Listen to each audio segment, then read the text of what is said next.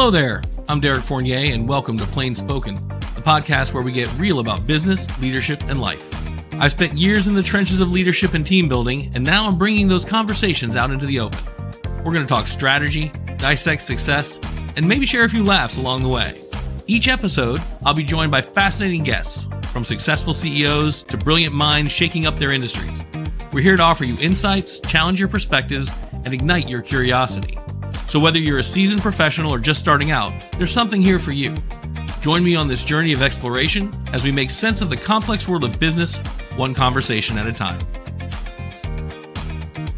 Let's dive into today's episode of Plain Spoken.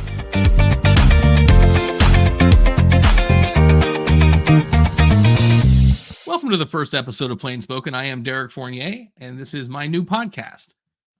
For those of you joining me, thank you. I don't know why you're here. Maybe a friend or family referred you over here. Maybe you stumbled into this through some strange search through the internet. But this is a new venture for me with regards to professional podcasts. I have a long and storied past around podcasting in general with regards to sports. I'm an avid Buccaneers fan, which I'm sure will come out at some point in conversations as we continue to meander through various topics. But I do have a background in that sort of in this format.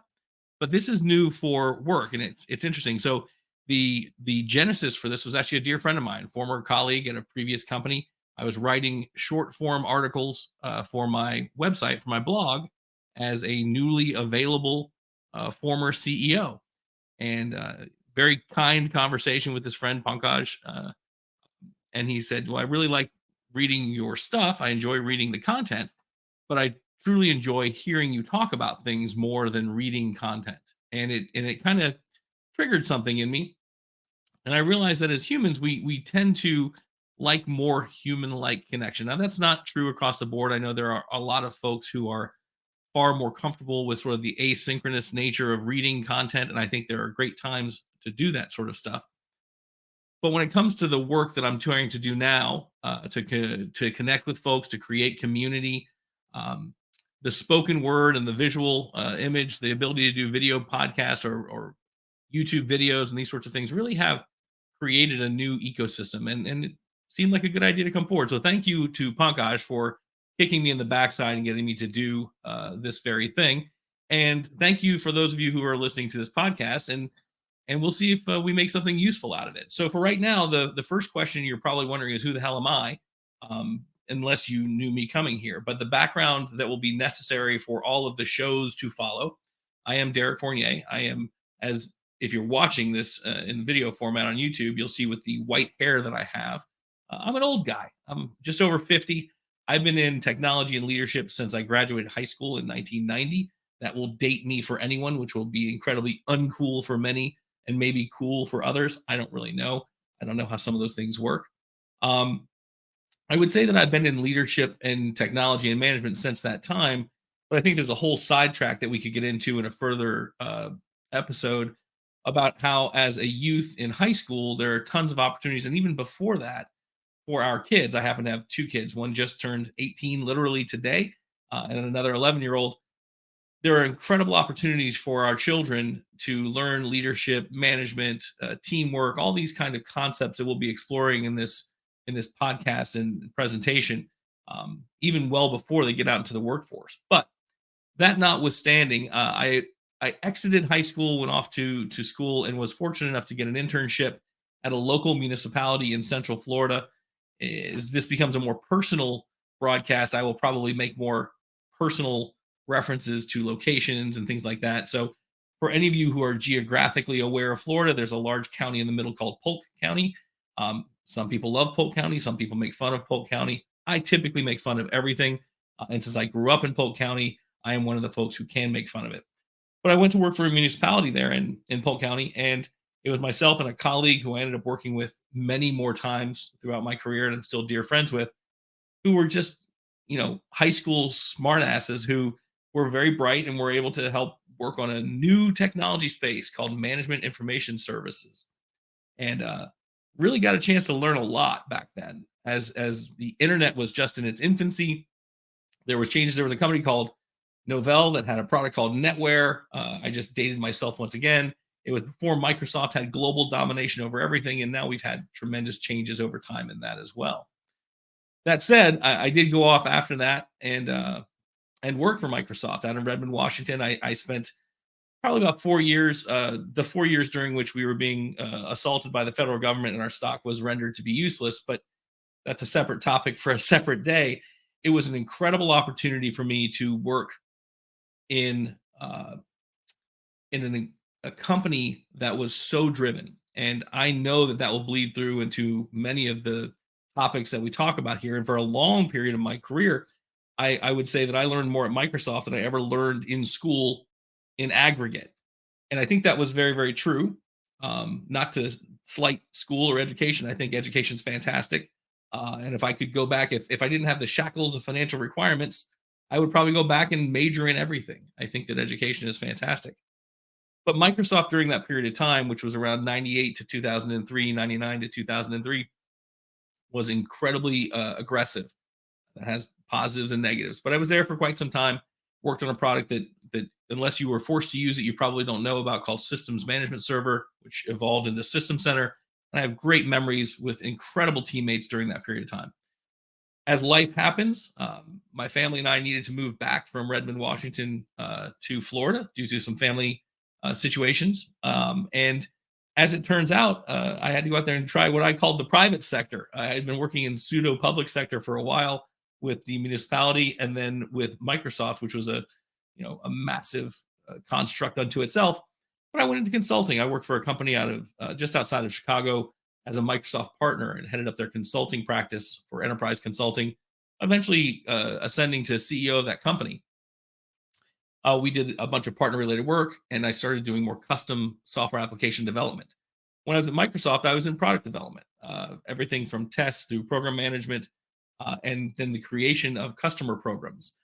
Uh, they were originally called early adopter programs or joint development programs. They've evolved into technology adoption programs.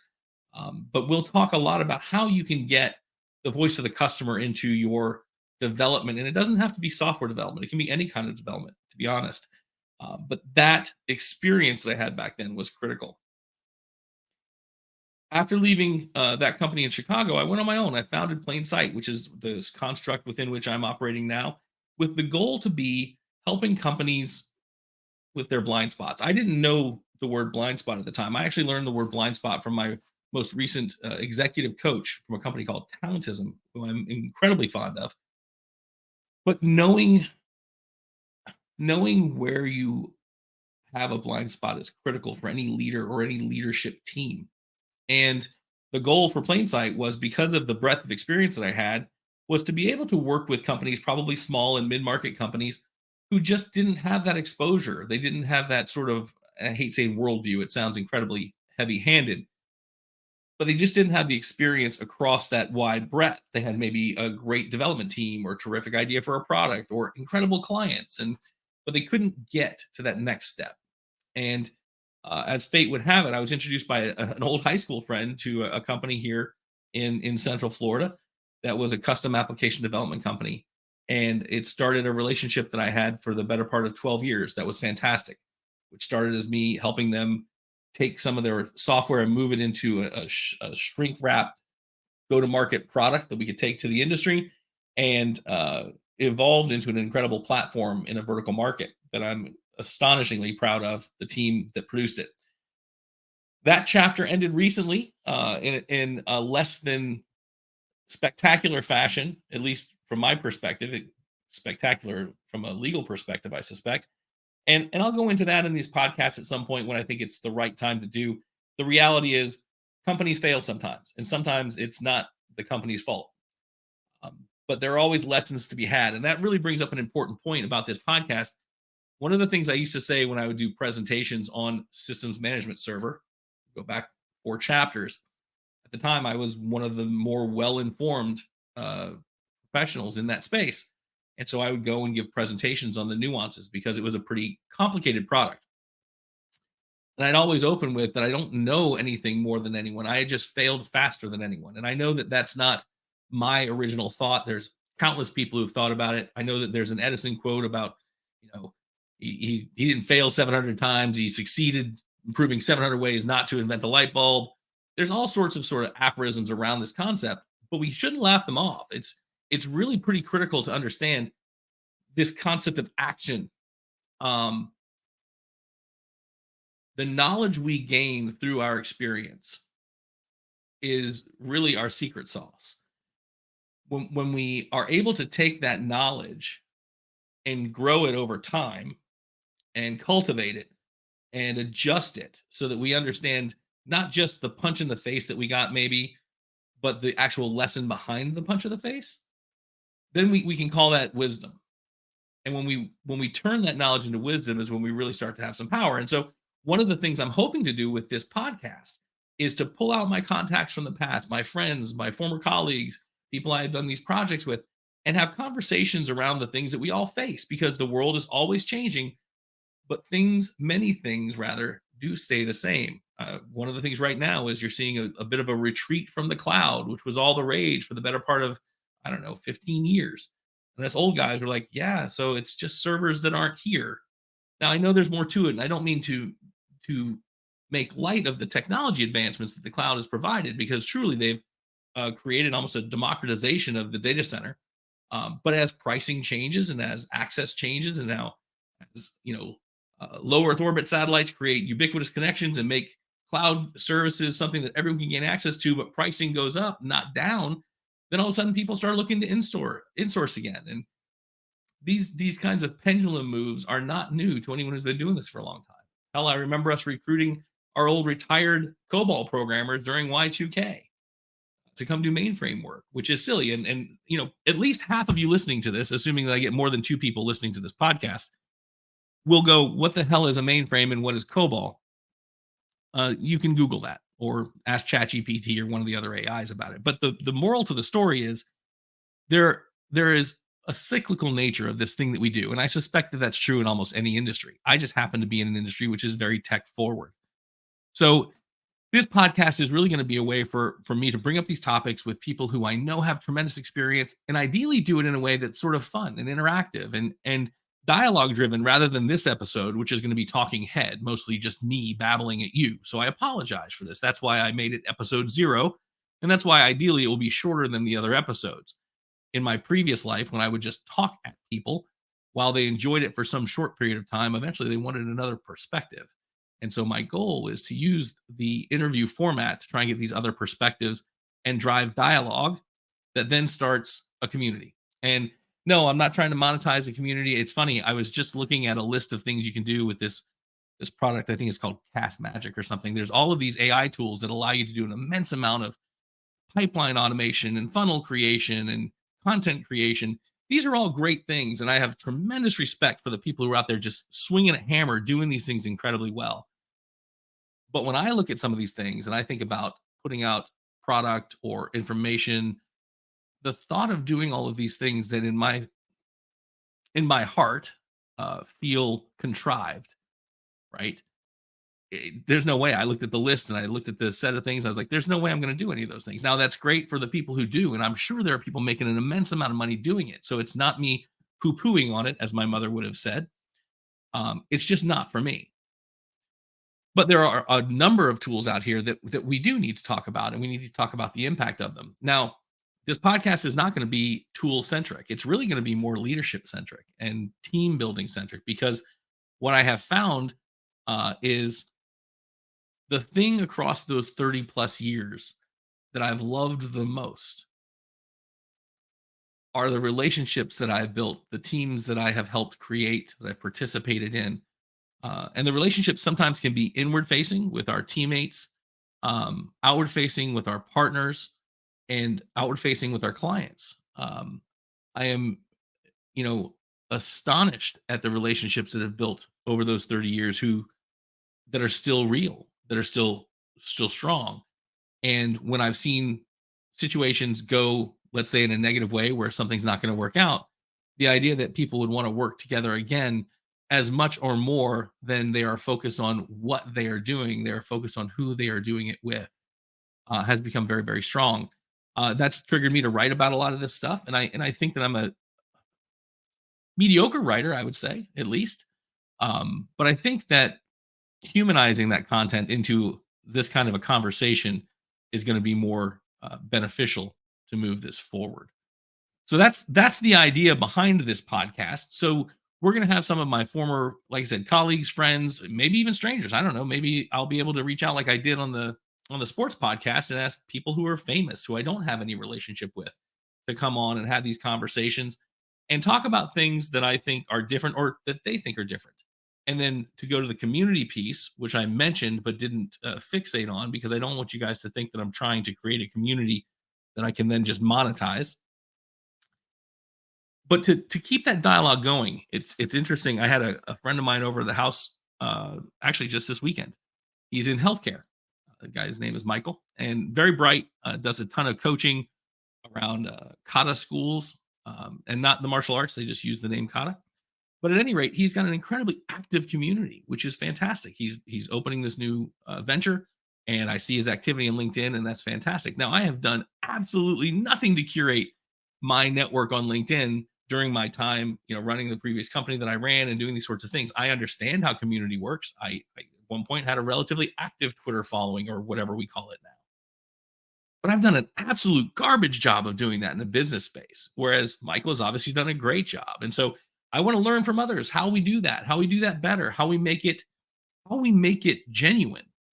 Because that's one of the other underpinnings of the things that we're going to be talking about here in Plain Spoken is that I think, and this is a little get off my lawn old guy coming through, as much as I think the technology advancements that we have gone through with regards to the advent of the internet, the burgeoning social media, the arrival of and the rapid ascension of artificial intelligence, these are incredible tools. And I used to give speeches on speeches about how social media was just a tool. It's just a hammer, dummy. Hell, they used to give out newsletters with blank pages in the back so people could write their notes and pass it on to someone else. It was like Facebook, only you weren't, trying to get a date. Maybe you were. I don't know. Um, but as those tools evolved and as their incentive models changed, they became more than just tools. Um, and so you see ethical computing questions being brought up and how tools can be used and how AI can be used and how the larger user base or ecosystem can be impacted. And you don't have to look much further than crowdsourcing. Crowdsourcing has become all the rage. The concept of rapid polling giving you what is air quotes truth. I think we actually was on a podcast about 10 years ago. We called them air bunnies. You can't crowdsource truth. You can crowdsource opinion. It may happen to coincide with truth, but truth is actually a thing. Data is actually a thing. Information, once investigated and curated, becomes knowledge. And so I think that we need to have those conversations about these incredible tools that can produce just a massive amount of content, and I'll call that information, right? Or data. Now, I see I even screwed it up myself right there. That's data. And it can be noise. And separating that signal from noise is tricky. And so I think that these are some topics that we're going to have to attack as you can now rapidly use Chat GPT or any of the other ones, Copilot, to rapidly produce pretty decent material. I posted one on my blog the other day. I asked it to talk about AI, and at first it bristled, which was funny. It didn't want to talk about the risk of AI, which I found very humorous.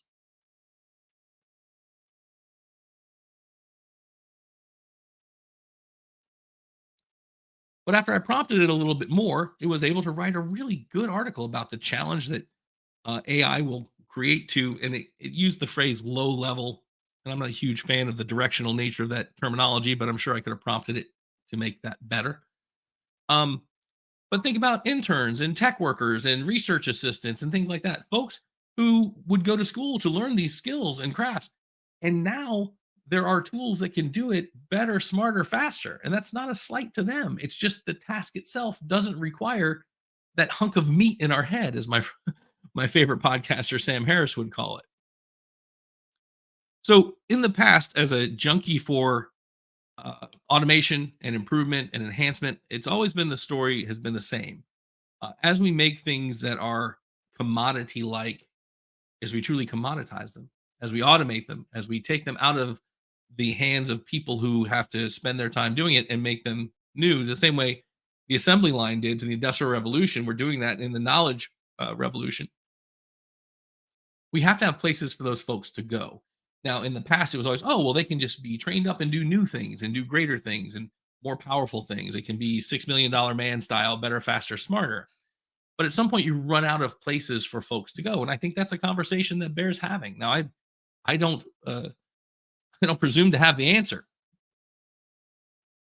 but I do think that the conversation is an interesting conversation, and I think that the sort of high level conversation that we can have there can be backed into our daily operations and how we run our teams and how we collaborate with our teammates and how we build our organizations.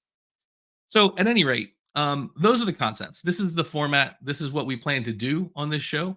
I will be instituting some form of social media structure so that we can have back and forth dialogue with folks who consume the show.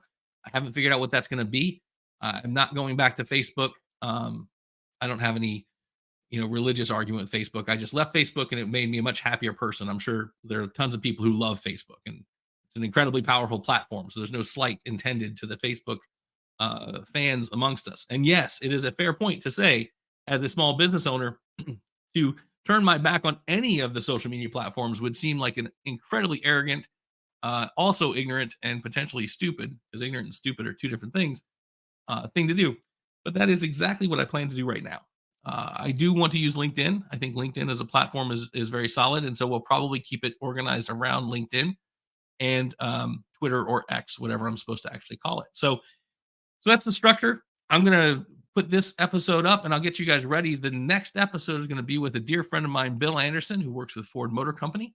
I'll give you all of his credentials and background when we get ready for that podcast. I'm looking forward to having him on. We've been friends probably since 2001 at this point. We met at Microsoft, and I'll give you all that in another podcast. But if you think you may enjoy this, let me know. I'll post this on LinkedIn. We will have a YouTube analog where the video will go up as well. And we're going to try and figure out how this works. Now, the other piece to this, ideally, the content that will come out of this, the interactions, the conversations, the dialogue, those should spin off other short form content. Maybe there's a nugget of wisdom that came across from Bill, and he or I wanted to write about that, and that became a blog post. That's really what we're hoping to set in motion here, is to have conversations that spawn other discussions, and we'll take the conversations to the place that they make the most sense. We'll bring them to the format and to the environment where they can take on the next step in their life. So that's the plan. I appreciate you guys for listening to this particular episode. I will get this posted, and I'm going to continue to try and improve this. I'm using a platform called StreamYard for this so that we could do live shows at some point. It's probably overkill for what I'm doing right now. We could do this just as a Teams meeting. But that's actually, one of the topics right before this podcast. I was trying to get a PowerPoint template installed in my Office 365 environment, and that required not one, not two, but 3 SharePoint PowerShell command lines. And as a former Microsoft person, that hurts me in the place where a soul is supposed to reside, because it sure as hell shouldn't be that difficult to take a PowerPoint template and make it available to my organization of 2. And yet here, the most powerful company in the world has decided that made sense. Now, maybe I just screwed up. So if you know how to do that in less than those 3 steps that required me to load a PowerShell engine and go look at the command line syntax and actually do that, I'm certainly happy to hear from you. And I'm sure my friend Chris or one of my ex-Microsoft folks are going, you're an idiot. You Googled the wrong links. What I did worked. It was just dumb. It was painful. It was unnecessarily painful. So we will certainly talk about those things as we get this content out to you guys. So again, I appreciate you guys listening. Follow Plain Sight on Twitter or X at Plain Sight GRP. You can follow me at Derek Fournier if you'd like to. And we'll always be on LinkedIn as well. Thanks so much for tuning into another episode of Plain Spoken. I hope today's conversation sparked some new ideas and left you with a few takeaways to ponder or implement in your own journey. If you enjoyed the show and found value in our dialogue, I'd be really grateful if you could hit the subscribe button. Sharing this podcast with your network helps us grow and continue to bring you insightful and engaging content. Don't forget, you can find us on LinkedIn and a few other social platforms. Follow us, interact with our posts, and join the Plain Spoken community. Your thoughts, feedback, and ideas are what keep this conversation going. So please drop us a line or leave us a comment. Thanks again for joining me, Derek Fournier, on Plain Spoken. Keep an eye out for our next episode, and until then, keep growing.